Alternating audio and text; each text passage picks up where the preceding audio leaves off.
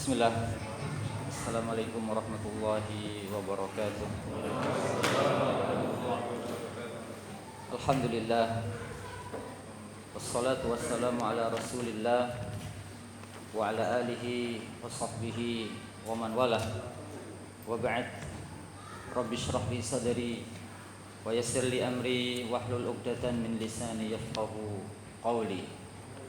Rabbana 'allimna ma yanfa'una wanfa'na bima 'allamtana wa zidna ilman ya rabbal alamin. Para hadirin sekalian, kita lanjutkan kembali kajian kita tentang tafsir juz 29 dan kita masih dalam surat Al-Qalam atau surat Nun menurut sebagian pendapat ulama yang menamakannya dengan surat Nun dan sebagian menamakannya dengan surat Nun wal Qalam.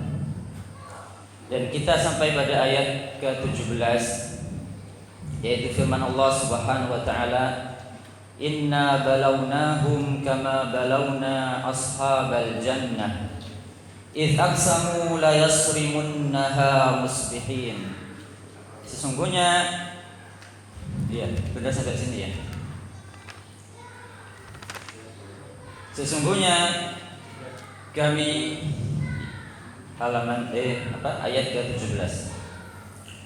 Sesungguhnya kami menguji mereka sebagaimana kami menguji ashabal jannah. Siapa yang dimaksud dengan mereka dalam ayat ini? Dan siapa yang dimaksud dengan ashabal jannah?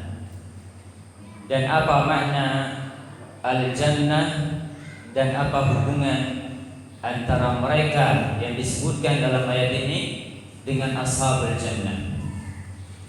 Pertama, siapa yang dimaksud dengan mereka? Sesungguhnya kami menguji mereka. Nah, siapa?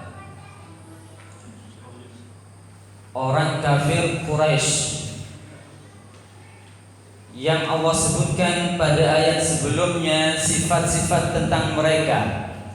Fala tuti' kulla halafin mahin, suka bersumpah, hammazin suka bersumpah dan hina, hammazin masya'in binamim, suka menggibah, menghina dan suka mengadu domba, manna'in lil khairi mu'tadin azim, dan suka menghalangi orang lain dari kebaikan, tidak memberi sedekah, mu'tadin azim, melampaui batas dan sangat berdosa, utullin ba'da dzalika zanim, yang sangat kaku dan sangat populer dengan kejahatannya. 9 sifat yang Allah sebutkan tentang mereka.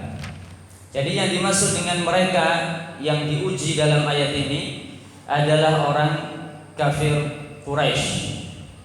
Kama balawna ashabal jannah, sebagaimana kami menguji ashabal jannah, pemilik kebun. Ashabul jannah di sini maknanya bukan penduduk surga. Ini maknanya adalah pemilik kebun yang ada di dunia. Al-jannah itu secara bahasa adalah kebun yang memiliki pohon yang rindang. Kebun yang memiliki banyak pohon yang rindang berasal dari kata jan. Jan maknanya menutupi. Kebun tidak dinamakan jannah kecuali apabila di dalamnya terdapat banyak pohon yang rindang. Saking rindangnya, sesuatu yang ada di dalam kebun tersebut tertutupi dan tidak terlihat dari luar. Itu namanya al-jannah. Berasal dari kata jan yang maknanya menutupi. Orang yang hilang akal dalam bahasa Arab dinamakan majnun karena akalnya tertutup. Berasal dari kata jan juga. Jin juga berasal dari kata ini. Dinamakan jin karena dia tertutup, tidak terlihat oleh pandangan manusia. Janin yang ada di perut seorang wanita dinamakan janin karena hal tersebut tertutupi oleh perut. Jadi kebun tidak dinamakan surga kecuali apabila memiliki pohon-pohon yang sangat rindang. Sebagian mengatakan tidaklah dinamakan surga, dinamakan jannah ya. Apaan surga itu bahasa kita. Al-jannah. Kebun tidak dinamakan al-jannah kecuali memiliki berbagai pohon yang rindang. Sebagian mengatakan kecuali di dalamnya terdapat 4 hal. Kebun tidak dinamakan al-jannah kecuali apabila di dalamnya terdapat 4 hal. Yang pertama adalah pohon anggur. Yang kedua pohon kurma. Yang ketiga ladang. Dan yang keempat sungai yang mengalir di kebun tersebut. Surat Al-Kahfi Allah berfirman, "Wadrib lahum mathalan rajulaini ja'alna li ahadihima jannataini." Sebutlah permisalan tentang 2 orang yang kami berikan kepada salah satunya jannatain, 2 kebun. Ini di dunia, bukan di akhirat ya. 2 kebun di dunia. Allah berikan di antara salah satu di antara keduanya 2 kebun. Min a'nabin, dari anggur. Wa hafafnahuma binakhlin, dan dikelilingi oleh pohon kurma. Wa ja'alna bainahuma zar'a, dan di antara 2 kebun tersebut ada ladang. Kiltal jannataini atat ukulaha wa lam tadlim minhu syai'a wa fajjarna khilalahuma nahara. Kami pancarkan di sela-selanya sungai. Surga di akhirat dinamakan jannah karena di dalamnya terdapat berbagai macam pohon yang rindang. Di dalamnya terdapat pohon kurma, pohon anggur. 2 pohon ini dan dua buah ini merupakan 2 pohon dan 2 buah surga, bukan hanya ada di dunia namun juga ada di akhirat kelak. Dan juga sungai-sungai yang banyak. Ada berapa sungai? 4. Fiha anharun min ma'in ghairi asin, surat Muhammad. Wa anharun min labanin lam yataghayyar ta'mu, wa anharun min khamrin lazzatin lisyaribin, wa anharun min asalin musaffa. Sungai yang terbuat dari air putih, yang kedua dari susu, air yang bening, yang kedua dari susu yang putih, yang ketiga dari khamr, dan yang keempat dari madu. Jadi ashabul jannah di sini maknanya adalah para pemilik kebun yang ada di dunia. Siapa mereka dan bagaimana kisahnya? Sebagian mengatakan mereka adalah penduduk Yaman. Ini kisah nyata dari kalangan ahli kitab. Sebagian mengatakan mereka adalah penduduk negeri Habasyah, Ethiopia, di Afrika sana. Juga ahli kitab.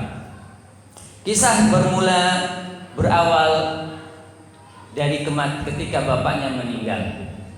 Bapaknya mewariskan kebun yang di dalamnya terdapat pohon dan buah-buahan yang banyak.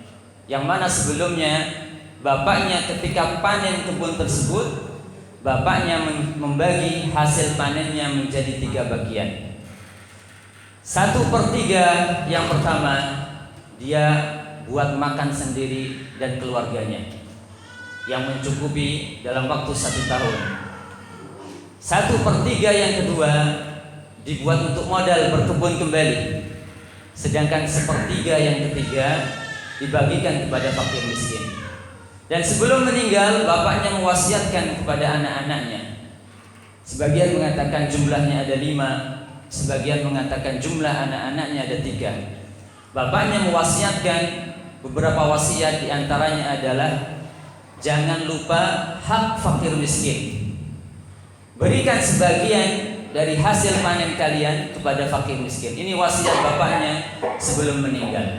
Namun ternyata ketika bapaknya meninggal, anak-anak tersebut berkumpul dan mereka sepakat hasil panen mereka sedikit pun tidak boleh diberikan kepada fakir miskin.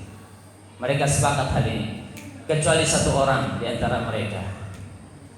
Kemudian setelah mereka sepakat hal ini, Allah Subhanahu wa taala menurunkan azab kepada kebun mereka, bukan kepada mereka, namun kepada kebun mereka, dan terbakarlah kebun mereka. Ini adalah kisah Ashabul Jannah.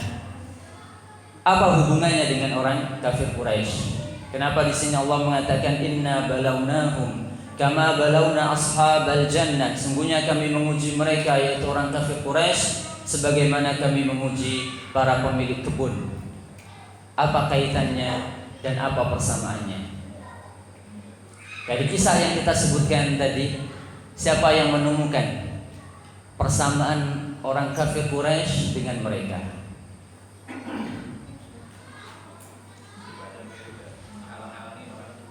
Nah, sahih. Sifat mereka mirip.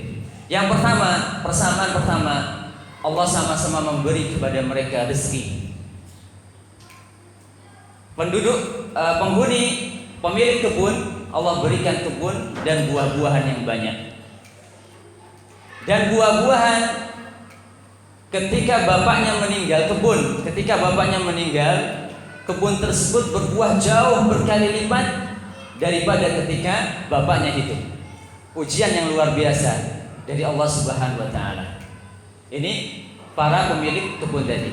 Orang kafir Quraisy, Allah berikan rezeki, Allah berikan makanan kepada mereka, Allah berikan kepada mereka kekayaan. Li'ilafi Quraisyin ilafihim rihlatas syita'i was-sayf falyabudu rabb hadzal bait alladzi at'amahum min ju'in wa amanahum min khauf. Sembahlah Rabb Ka'bah ini yang telah memberikan kepada mereka makanan ketika mereka lapar. Dan orang-orang yang menentang Nabi sallallahu alaihi wasallam umumnya adalah orang-orang kaya di kalangan mereka. Umumnya adalah para pembesar mereka. Makanya Allah Subhanahu wa taala menyebutkan pada ayat-ayat sebelumnya, manna'in lil khairi mu'tadin athim utullin ba'da dzalika zanim an kana zamalin wa banin, karena dia memiliki banyak harta dan banyak anak. Ini umumnya orang kafir Quraisy yang menentang Nabi sallallahu alaihi wasallam. Ini persamaan pertama.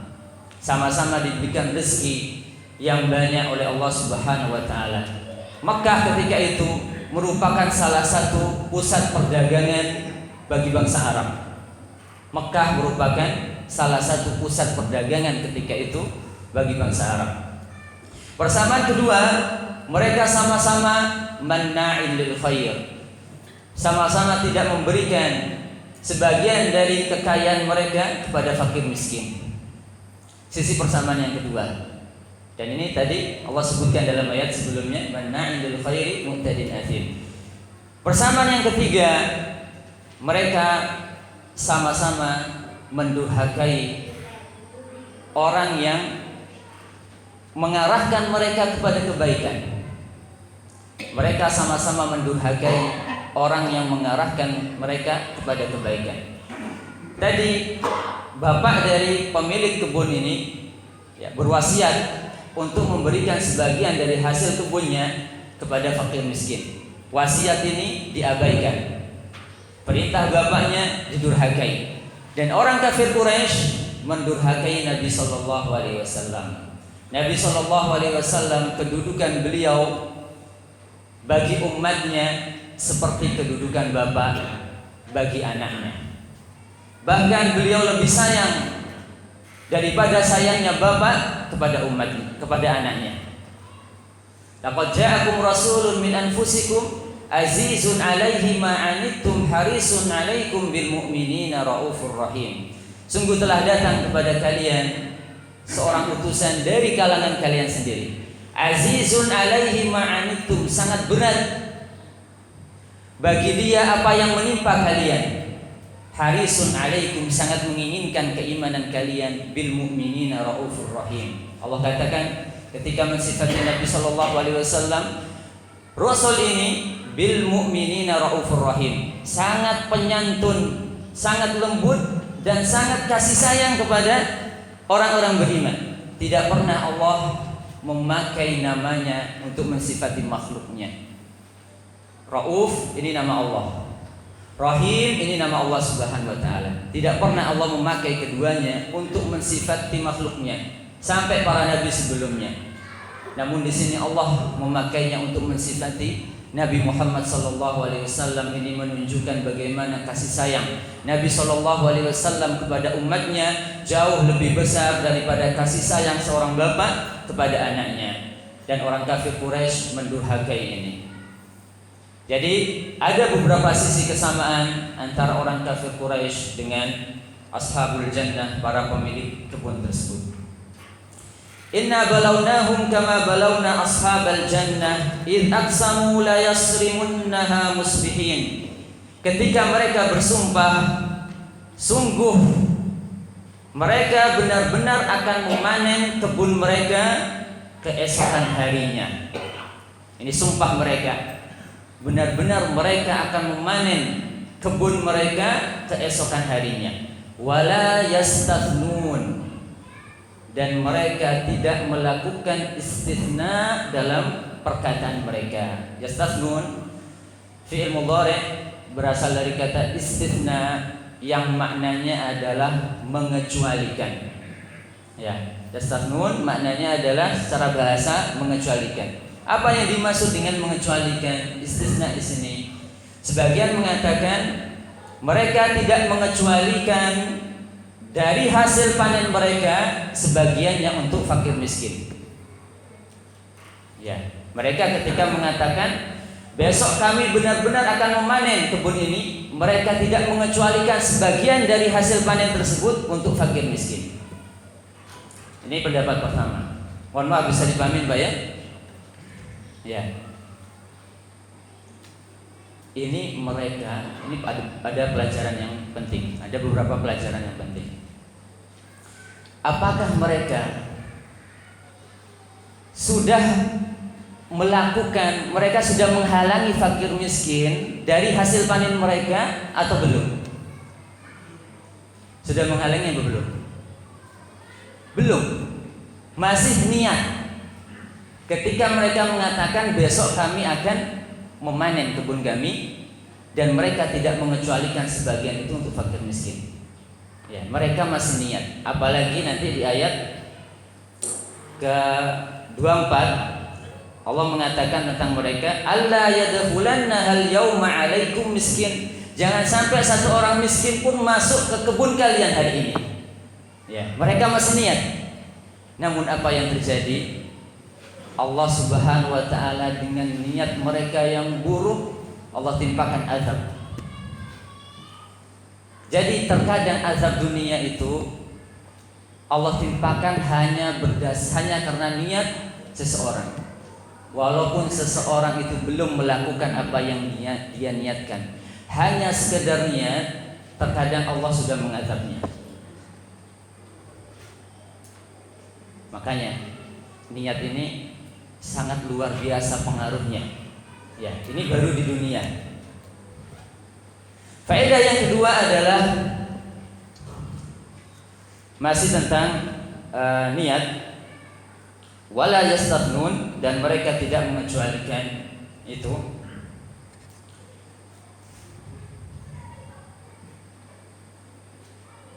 Tadi saya ingat faedah. sekarang lupa.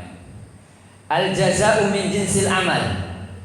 Ya, ketika mereka niat untuk menghalangi fakir miskin dari hasil panen mereka, Allah balas. Allah buat mereka terhalangi dari panen tersebut. Jadi siapa yang tidak merasakan, ya, yang tidak mendapatkan hasil panennya? Mereka yang tidak mendapatkan. Al-jaza'u min jinsil amal. Balasan itu tergantung dari jenis amalannya. Ya.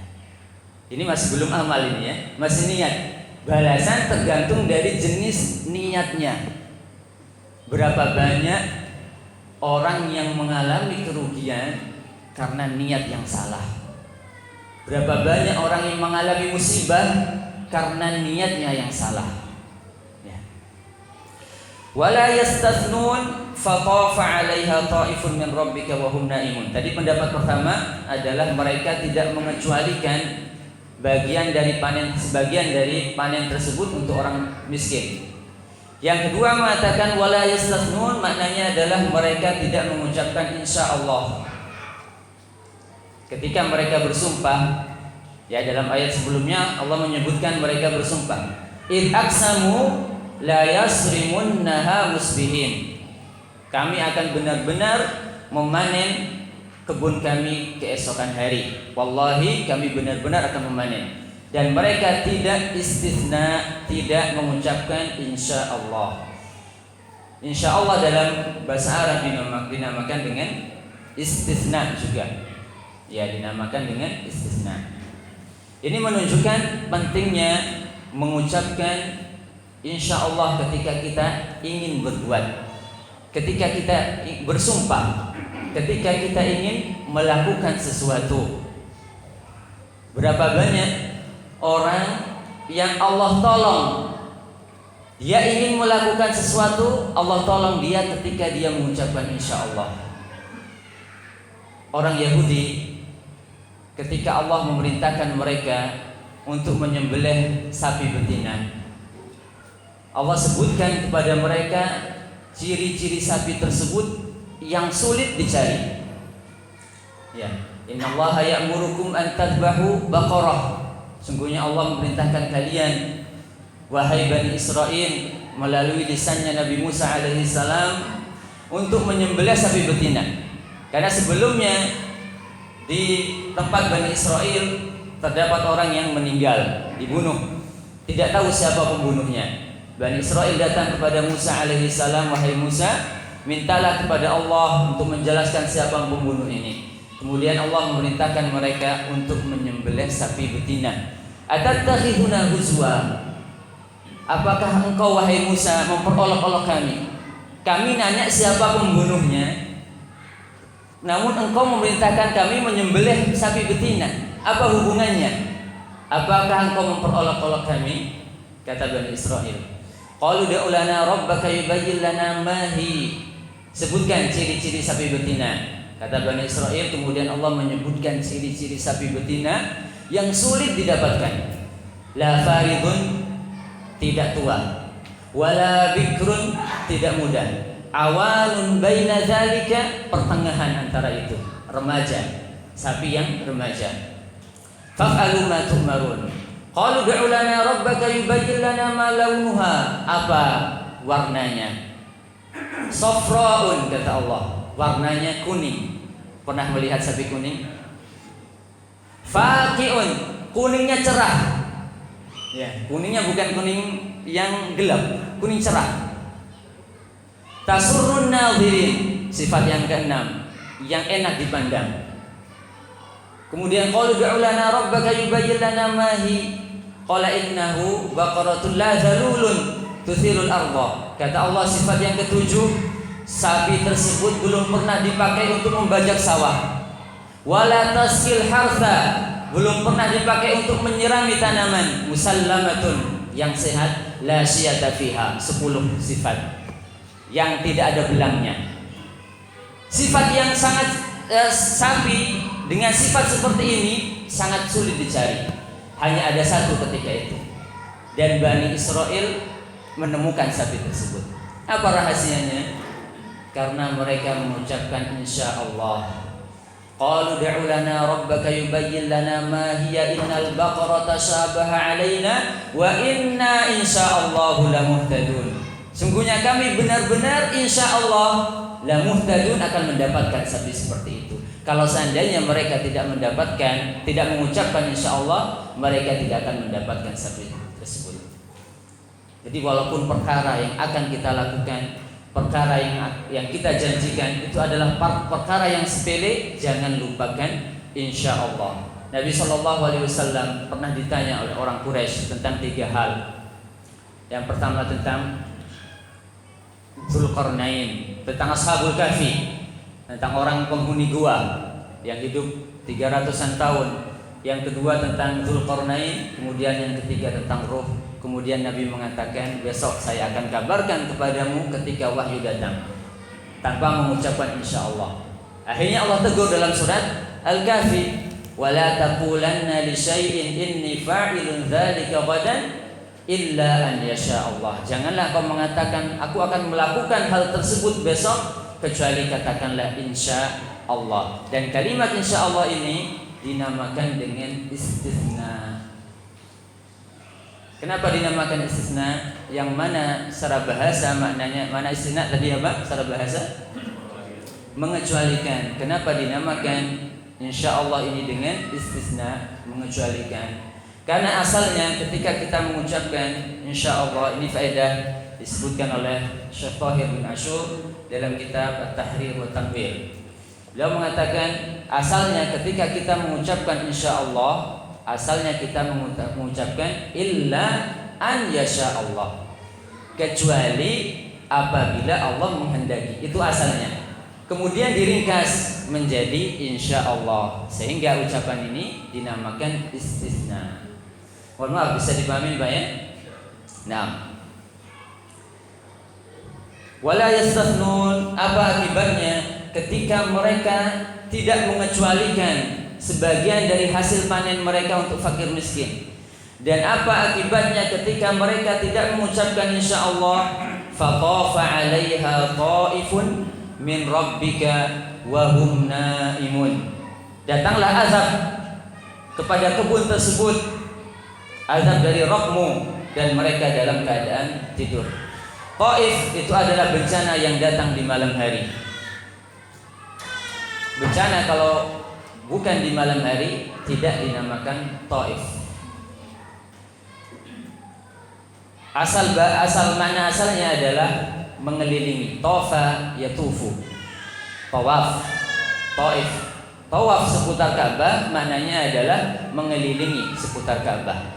Ketika Allah menamakan azab ini dengan Taif, yang mana makna asalnya adalah mengelilingi, menunjukkan bahwasannya azab tersebut menimpa semua bagian dari kebun mereka. Ini menunjukkan bahwasannya azab tersebut mengenai semua bagian atau semua sisi dari kebun mereka. Karena tofa tadi, taif makna asalnya apa? Mengelilingi, memutar. Ya. Sehingga ketika Allah memakai lafaz ini, itu menunjukkan bahwasannya kebun mereka itu semua sisinya terkena azab.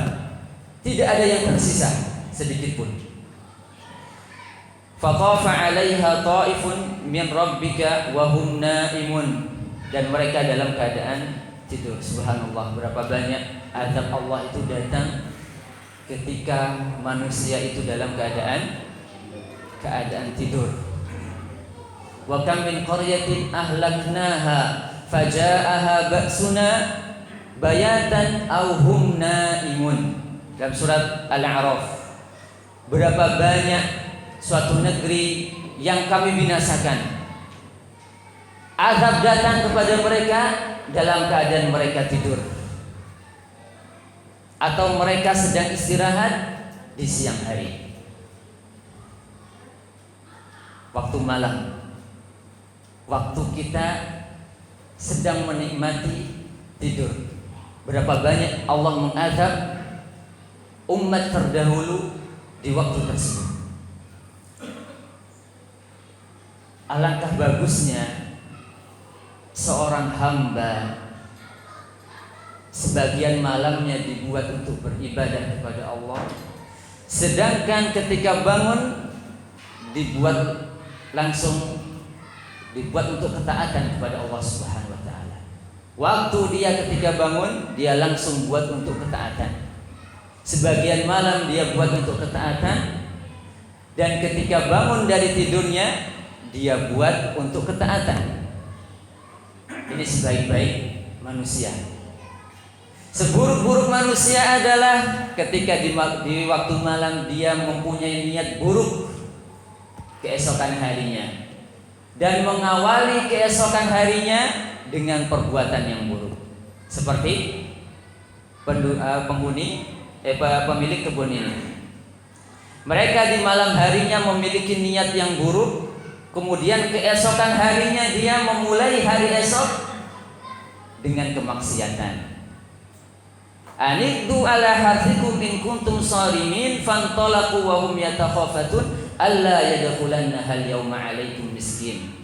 Ini keesokan harinya mereka memulai hari tersebut ya dengan keinginan untuk menghalang-halangi fakir miskin. Nah, fatafa 'alaiha ta'ifun min rabbika wa hum na'imun fa asbahat kas-sarim. Maka kebun mereka menjadi seperti as-sarim. Sebagian mengatakan as-sarim maknanya adalah yang hilang buahnya. Kebun mereka dalam keadaan hilang buahnya, sudah terpanen. Sebagian mengatakan as-sarim maknanya adalah seperti malam yang gelap. Dan ini adalah pendapatnya Abdullah bin Abbas. Sebagian mengatakan as-sarim adalah salah satu tempat di Yaman yang tidak bisa menumbuhkan tumbuh-tumbuhan dan pepohonan. Ya, kita ulang pendapat yang ketiga, as-sarim adalah salah satu tempat yang ada di Yaman yang tidak bisa menumbuhkan tumbuh-tumbuhan atau pepohonan. Jadi maknanya, menurut pendapat yang ketiga ini, kebun mereka itu seperti tempat tersebut tidak bisa menumbuhkan tumbuh-tumbuhan menjadi gersang. Ya, ini makna pendapat ketiga. Makna pendapat yang kedua, seperti malam yang gelap, kebun mereka hangus terbakar, menghitam seperti malam yang gelap. Fa asbahat kas-sarim fatanadaw musbihin. Ini mereka belum mengetahui ini. Mereka masih dalam tidurnya, belum mengetahui kejadian yang terjadi di kebun mereka. Keesokan harinya fatanadaw musbihin, mereka saling memanggil satu sama lain. Anildu ala harthikum in kuntum sharimin. Anildu, berangkatlah kalian di pagi hari. Al-ughdu itu maknanya adalah awal berjalan, keluar di awal waktu pagi atau awal waktu siang. Ughdu berasal dari kata ghada yaghdu ghudwatan.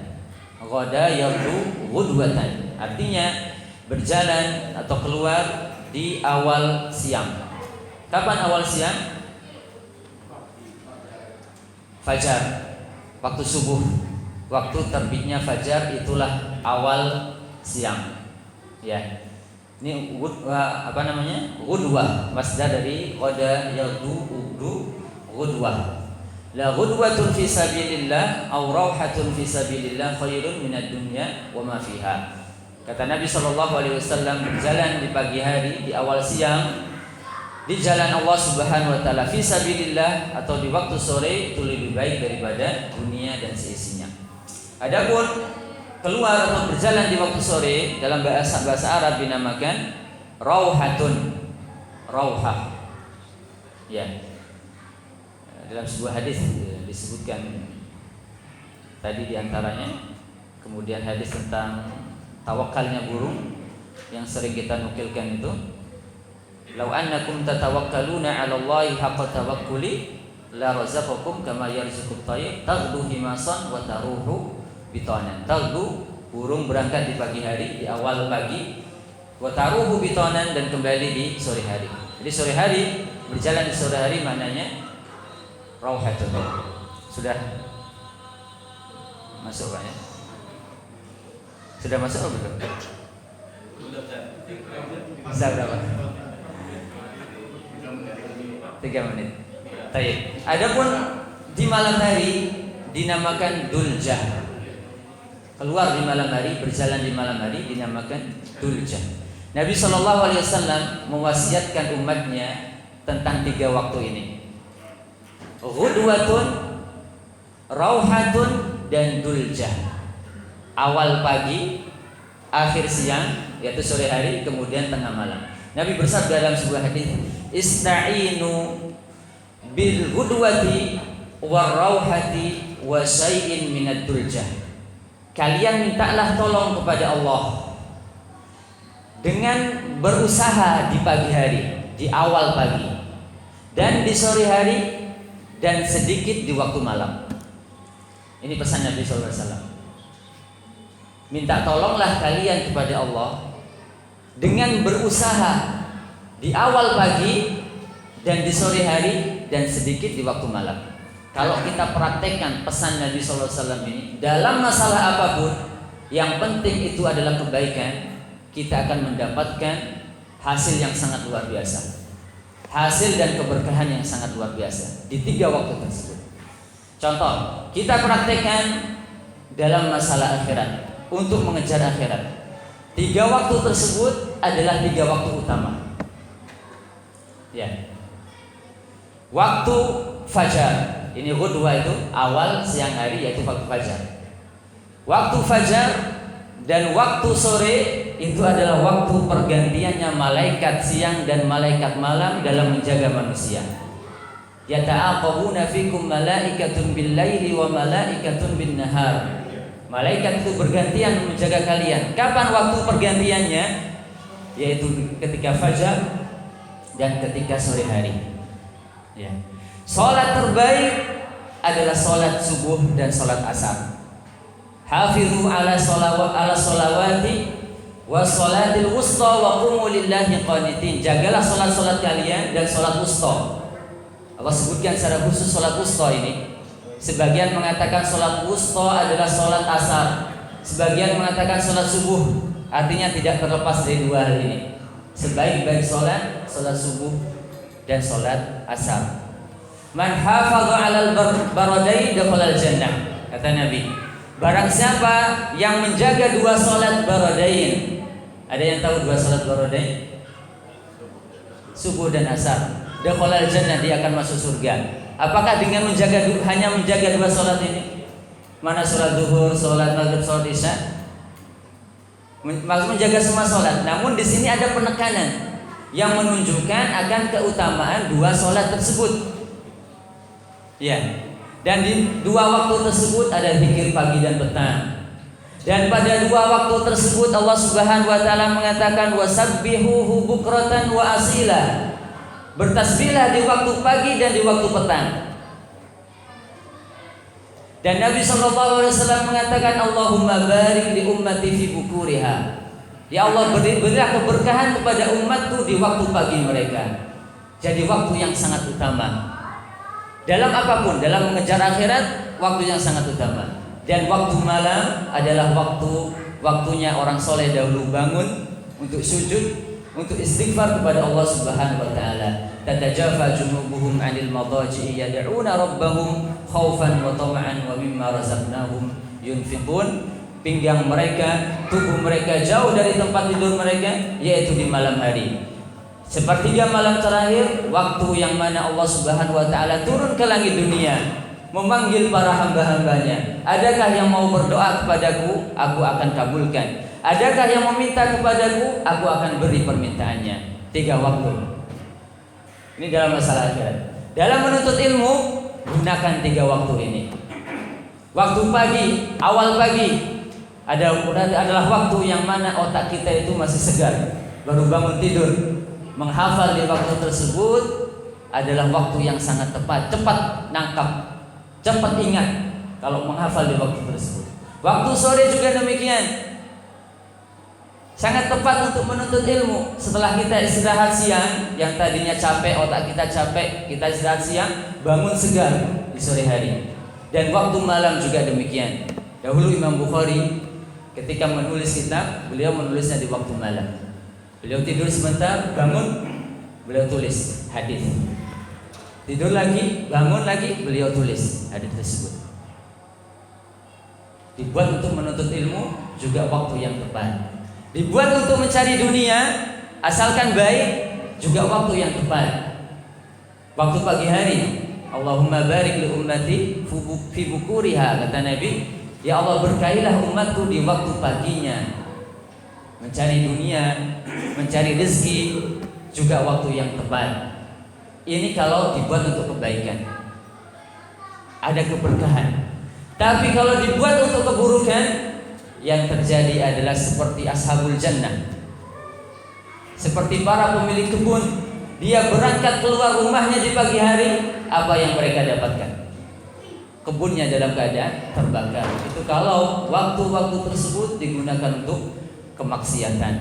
Tadi kita katakan manusia terbaik adalah manusia yang ketika malam, ya, dia bagian malamnya gunakan untuk ketaatan, tidak ada niatan buruk, sedangkan di waktu pagi harinya dia memulai pagi hari tersebut untuk kebaikan dan ketaatan. Sudah masuk? Nah,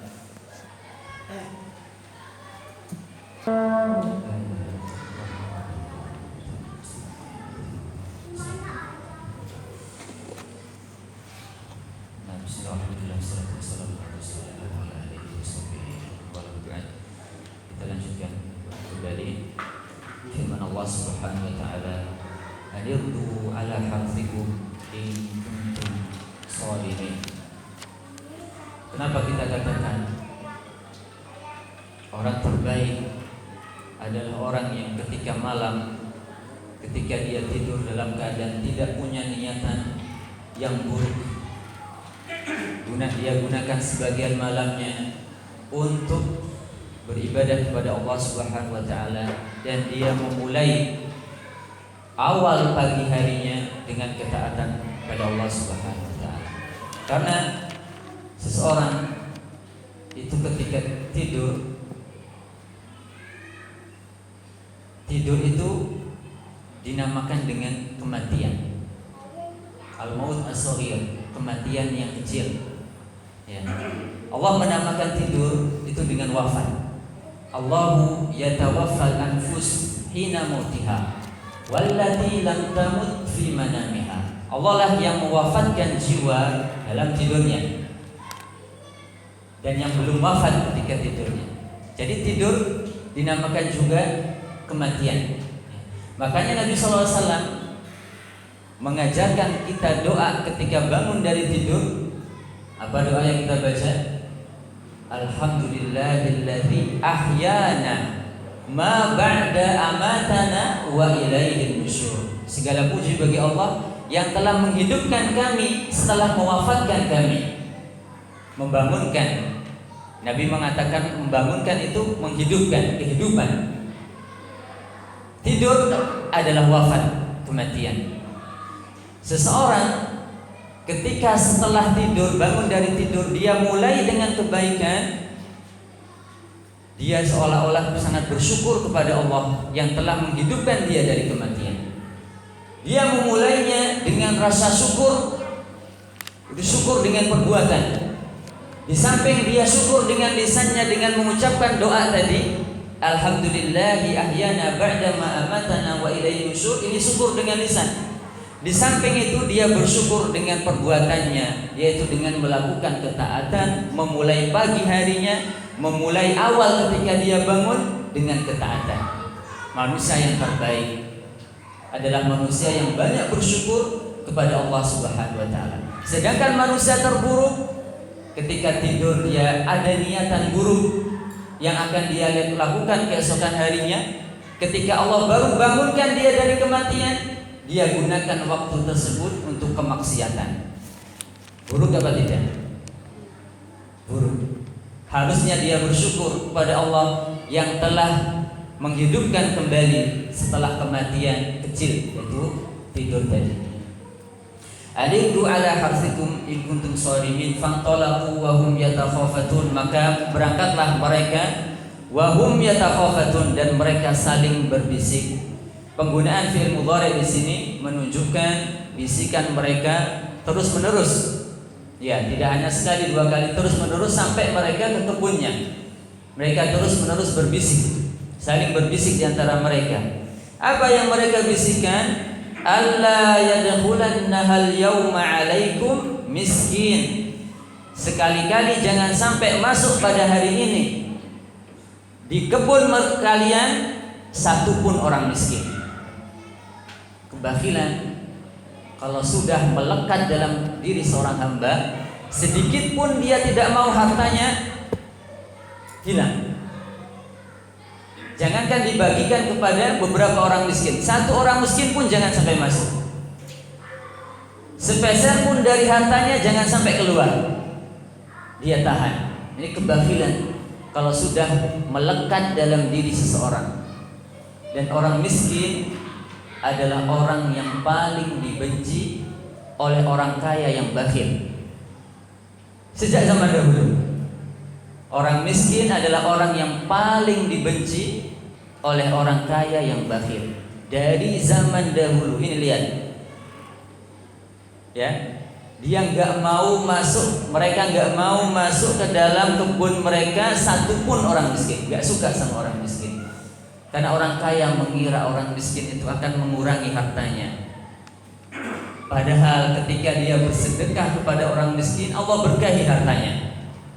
Bukannya berkurang, tapi Allah berkahi hartanya. Jadi orang miskin itu, kalau kita benar dalam sikap kita kepada mereka, mereka mendatangkan keberkahan. Kalau kita benar menyikapinya, orang miskin. Nabi SAW bersahabat dengan orang miskin. Mayoritas sahabat beliau dari kalangan orang miskin. Bahkan banyak di antara mereka tidak punya rumah, tinggalnya di masjid Nabi SAW yang dinamakan dengan Ahlu Suffah, gak punya rumah. Nabi bersahabat dengan mereka, Nabi cinta kepada mereka, dan di antara doa Nabi SAW, Allahumma inni as'aluka fi'lal khairat wa tarkal munkarat wa hubbal masakin. Ya Allah, aku minta kepadamu, berikan taufik kepadaku untuk melakukan kebaikan-kebaikan, menjauhi keburukan-keburukan, dan mencintai orang miskin. Nabi mencintai mereka. Namun orang bakhil, orang kaya yang bakhil, membenci mereka. Saya mau tanya, kalau seandainya ada dua orang, dua orang mau melamar putri bapak-bapak sekalian. Satu orang hafid Al-Quran, hafal Sahih Bukhari, Sahih Muslim, namun dia miskin, gak punya apa-apa, tinggalnya masih di asrama pondok, masih ngurus santri, jadi tinggal di situ. Yang satu kaya, punya rumah mewah, mobil mewah. Kira-kira siapa yang diterima? Lamarannya siapa ya? Jujur, jawab dengan jujur ini. Lamaran siapa? Umumnya orang tua akan menerima yang kedua. Tidak mau anaknya susah. Bahkan yang sudah ngaji, sebagian dia melihat, ini kisah nyata. Ketika ditawarkan kepada seorang akhwat, seorang ikhwan yang dia miskin, tapi dia pondok, lulusan pondok, dia miskin, dia tolak. Dia dan bapaknya menolak. Jadi ukuran ini yang perlu dirubah. Yang membuat mizan, timbangan ini yang perlu dirubah. Ya. Yang membuat derajat seseorang tinggi itu bukan harta. Apa kata Allah yang mengangkat derajat seseorang? Iman dan ilmu. Yarfa'illahu alladhina amanu minkum walladhina utul ilma darajat. Iman dan ilmu yang mengangkat, walaupun dia miskin. Itu yang mengangkat adalah ilmu. Tapi kekayaan seringkali menjatuhkan orang. Kekayaan itu seringkali membuat orang itu lupa diri. Lihat tentang orang kafir yang Allah sebutkan pada ayat sebelumnya. Kenapa mereka memiliki 9 sifat tersebut? Angkana damalin wa banin. Karena dia punya harta, merasa dirinya lebih, merasa dirinya cukup sehingga melampaui batas. Ara'aital ladzi kalla innal insana la yadgha. Sekali-kali tidak, sesungguhnya manusia itu benar-benar melampaui batas. Kapan?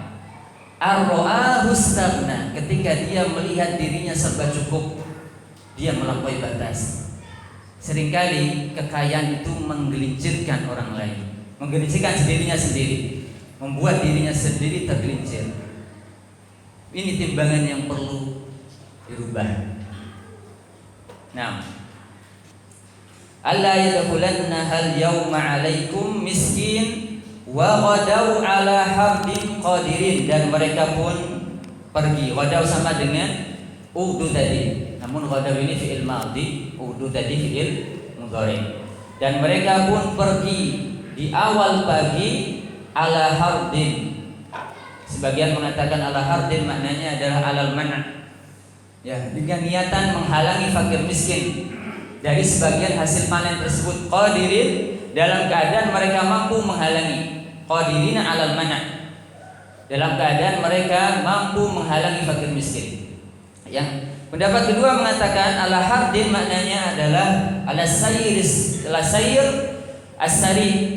Ya, mereka berangkat di pagi hari dengan berjalan cepat. Hardin makna yang kedua adalah dengan berjalan cepat, ya, supaya tidak keburu siang. Karena kalau siang fakir miskin akan datang. Kenapa mereka pagi-pagi panennya pagi-pagi? Supaya orang-orang miskin tidak datang ke tempat tersebut. Terlalu pagi gak akan datang, sehingga panennya di pagi hari. Sehingga mereka keluar dari rumah mereka dengan cepat, dengan berjalan dengan cepat. Ini tafsir yang kedua. Yang ketiga, hardin di sini maknanya ghadab, maknanya adalah marah. Mereka keluar dari rumah mereka dalam keadaan marah terhadap fakir miskin. Ya, jadi hardin memiliki tiga makna tadi.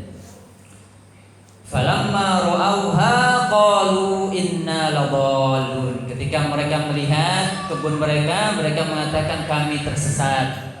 Ya, tadi kita katakan karena niatnya Allah azab mereka. Mereka belum menghalangi fakir miskin dari hasil panen mereka, belum terjadi.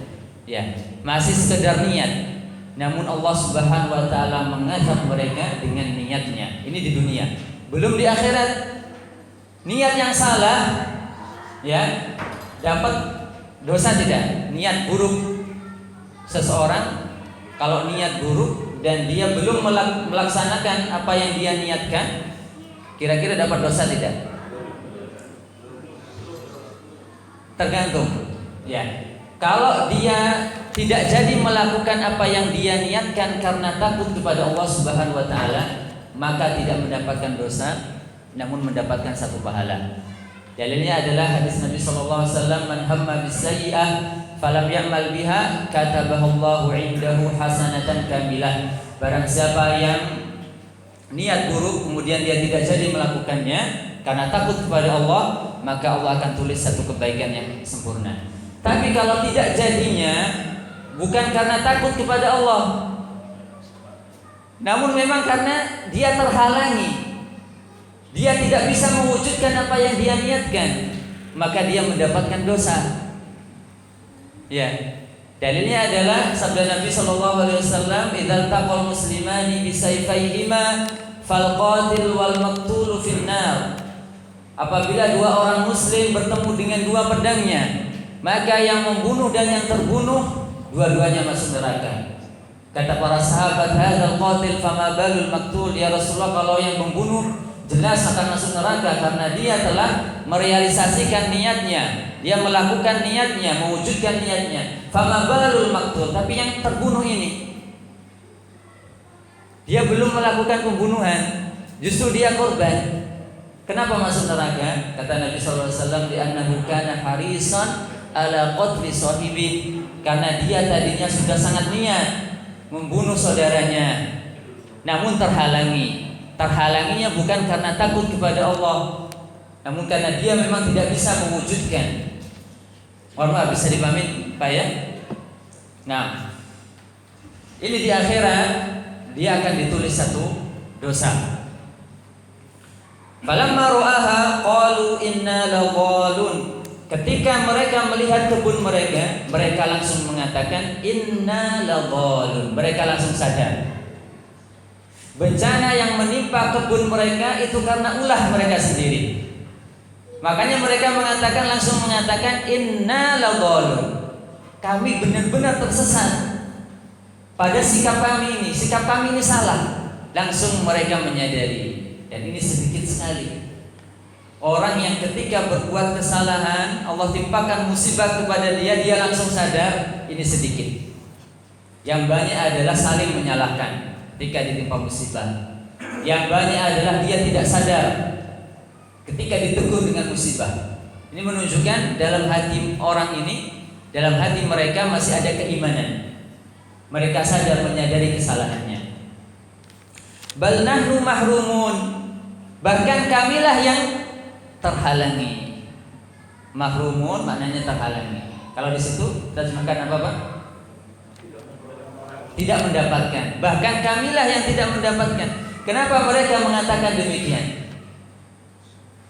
Karena tadinya mereka ingin menghalangi orang miskin.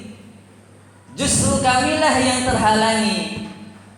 Al jaza'u min jinsi al amal. Balasan dari setiap perbuatan tergantung dari jenis perbuatan tersebut. Barang siapa yang menghalangi orang lain dari kebaikan, Allah halangi dia dari kebaikan.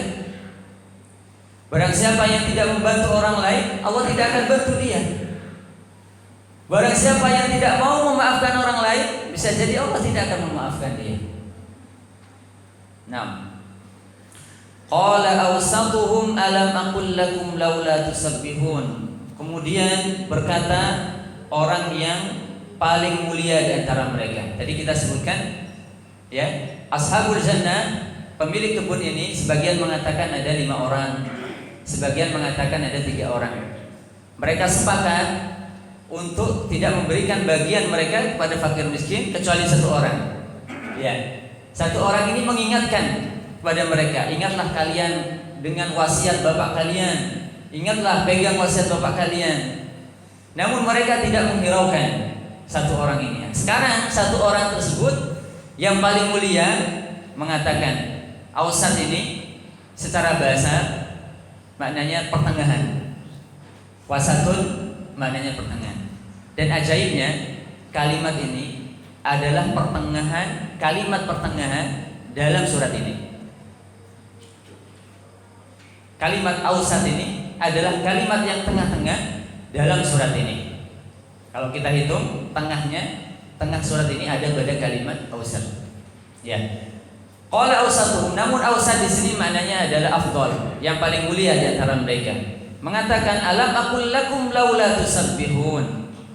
Bukankah aku mengatakan kepada kalian laula tusabbihun, kenapa kalian tidak bertasbih? Kenapa tasbih? Apa rahasia tasbih? Kemudian mereka mengatakan subhana rabbina, baru mereka bertasbih. Apa rahasia tasbih? Tasbih adalah awal taubat. Pembukaan taubat adalah tasbih.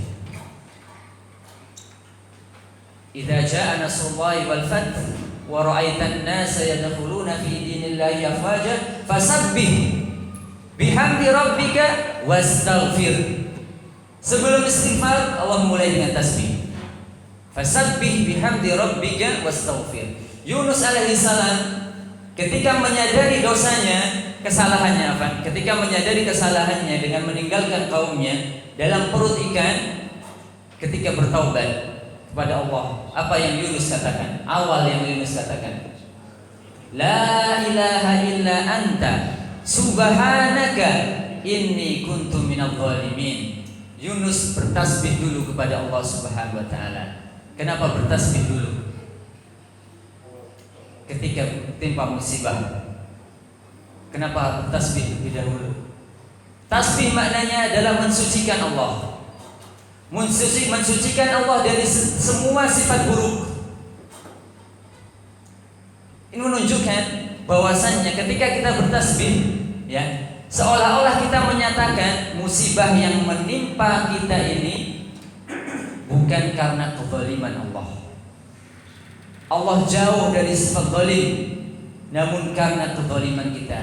Kita sucikan Allah dari hal ini. Ya. Musibah memang datang dari Allah. Disebutkan tadi, fatafa 'alaiha ta'ifun min rabbika. Datang azab dari siapa? Allah mengatakan dari siapa azab ini? Min rabbika. Azab datang dari Allah. Namun sebabnya siapa? Sebabnya adalah manusia itu sendiri.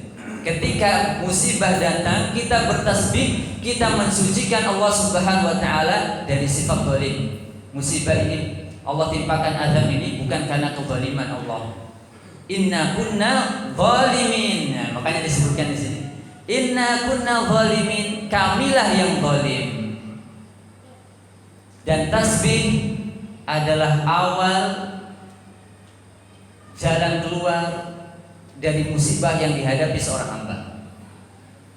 Tasbih adalah jalan awal, pintu pembuka yang menuntun kepada jalan keluar dari musibah yang dialami oleh seorang hamba.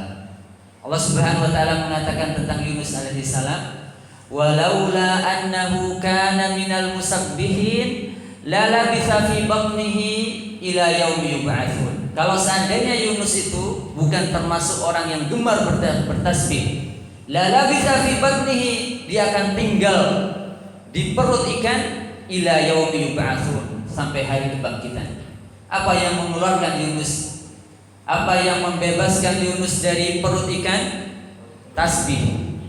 Laula annahu kana minal musabbihin. Kalau kita ditimpa musibah, awal kali hendaknya yang kita ucapkan subhana rabbina inna kunna zalimin. Kitalah yang zalim. Wa ma asabakum min musibatin fabima kasabat aydikum wa ya'fu an katsir. Musibah yang menimpa kalian itu disebabkan oleh tangan-tangan kalian, disebabkan oleh perbuatan kalian. Wa ya'fu an katsir, dan Allah banyak memaafkan. Qala awsatuhum alam aqul lakum laula tusabbihun. Kita selesaikan ini Pak ya. Cukup atau kita selesaikan ini? Cukup? Cukup Pak? Tanggung yang kita selesaikan pembahasan tentang pemilik kebun ini ya. Qalu subhana rabbina inna kunna zalimin. Ini menunjukkan semuanya mengakui kesalahannya. Karena Allah mengatakan qalu, jamak mereka. Jadi semuanya mengakui kesalahannya. Fa aqbala ba'dhum ala ba'dhin yatalawamun. Sebagian mereka menghadap kepada sebagian yang lain dan saling mencela. Inilah di antara sikap orang yang gagal ketika memburu dunia. Orang ketika gagal memburu dunia, dia akan saling menyalahkan satu sama lain. Ini kesalahan kamu. Satunya bilang ini kesalahan kamu. Qalu ya wailana inna kunna taghin. Mereka mengatakan ya wailana, celakalah kami. Inna kunna taghin, sungguhnya kamilah yang melampaui batas. Taghin maknanya melampaui batas.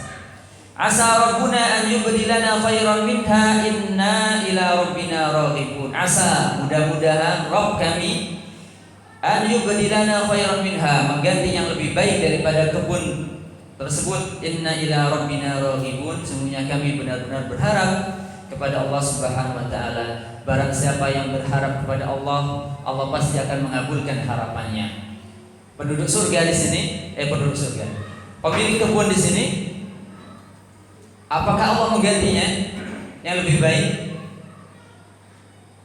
Ketika mereka berharap Allah akan menggantinya dengan yang lebih baik, apakah Allah mewujudkan? Jawabannya iya.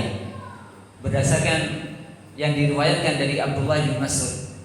Sebagian riwayat dari Abdullah bin Mas'ud mengatakan Allah mengganti kepada mereka surga kebun yang lebih baik daripada sebelumnya. Asa, ketika Allah mengucapkan asa secara bahasa maknanya kalimat yang digunakan untuk harapan, itu asa. Kalimat atau kata yang digunakan untuk harapan. Asa abukum an yushfa, mudah-mudahan bapakmu sembuh atau sehat. Harapan. Yang namanya harapan bisa terwujud, bisa tidak. Iya kan? Mohon maaf, bisa dipahami tidak? Namanya harapan bisa terwujud dan bisa juga tidak. Namun ketika yang mengatakan asa ini adalah Allah, maknanya pasti terwujud. Ketika yang mengatakan asa ini adalah Allah, maknanya pasti terwujud. Ya. Allah Subhanahu wa taala firman, asa in talaqakunna asa rabbuhu in talaqakunna an yubdilahu khairan minkunna muslimatin qanitat sampai akhir ayat. Mudah-mudahan Rabbnya, itu Rabbnya Nabi sallallahu alaihi wasallam, kalau Nabi menceraikan kalian wahai istri Nabi, mudah-mudahan Rabbnya akan menggantikan dengan yang lebih baik. Pasti Allah akan gantikan. Allah pasti akan menggantikan dengan yang lebih baik. Karena asa, kalau Allah yang mengatakan, itu maknanya pasti, bukan harapan, tapi pasti.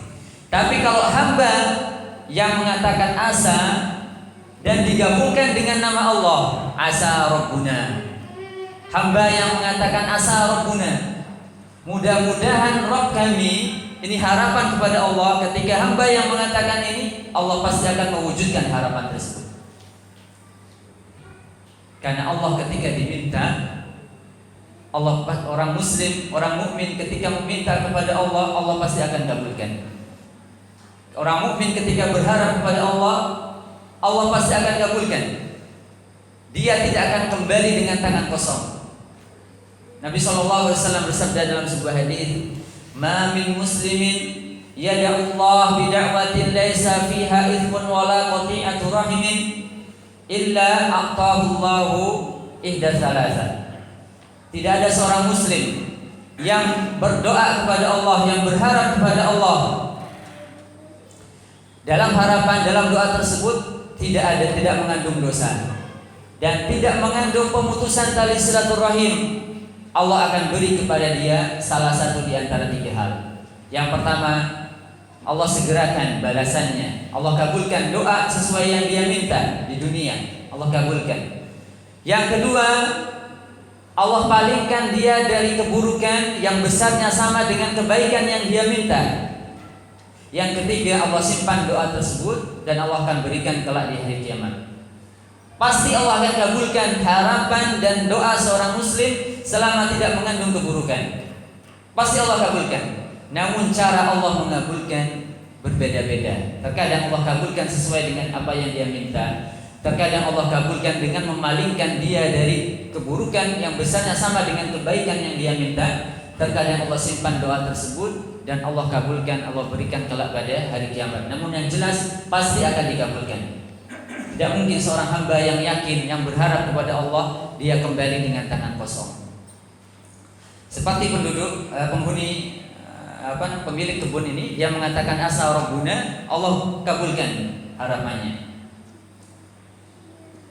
Kadzalikal azab wal azabul akhirati akbar law kanu ya'lamun. Itulah azab. Inilah azab dunia. Ya. Azab dunia itu sebentar. Selesai, dia akan hilang dan kehidupan akan kembali lagi kehidupan. Ya. Allah ketika mengutus tsunami di Aceh, azab dunia. Ketika mengutus tsunami di Aceh, sekarang kembali lagi, kehidupan kembali lagi seperti semula. Itu azab dunia. Wala azabul akhirati akbar. Namun azab akhirat akbar, jauh lebih besar. Seorang kafir ketika masuk ke dalam neraka tidak akan bisa kembali lagi. Nah, lau kanu ya'lamun, kalau seandainya mereka mengetahui. Mereka ini kembali ke siapa? Kemana? Quraisy, kafir Quraisy, bukan ashabul jannah. Karena ashabul jannah sudah menyadari kesalahannya. Lau kanu ya'lamun, kalau seandainya mereka orang Quraisy, kafir Quraisy itu menyadari. Ya, ini singgungan dari Allah Subhanahu wa taala, ya, supaya mereka menyadari, supaya mereka bersikap sebagaimana sikapnya ashabul jannah. Ketika mereka ditimpa musibah, mereka kembali kepada Allah Subhanahu wa taala. Nah, baik, kita cukupkan sampai di sini. Subhanakallahumma wa bihamdik, asyhadu an la ilaha illa anta, astaghfiruka wa atubu ilaik. Assalamualaikum warahmatullahi wabarakatuh.